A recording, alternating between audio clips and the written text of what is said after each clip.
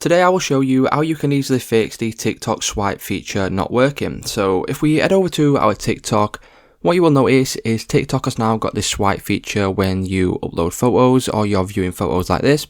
But if this is not working for you, what we can do is head over to our profile, click on the three lines in the top right hand corner, click on settings and privacy. And now what we want to do is we want to scroll down until we see the option for free up space. If we click on this, we can then go ahead and clear our cache, clear our downloads, and what this will do is it will essentially reset the TikTok app. If this doesn't work, what we can do now is head back over to our settings, open up our settings, and then we now need to scroll down until we see the option for apps. Click on apps and then we can search for TikTok.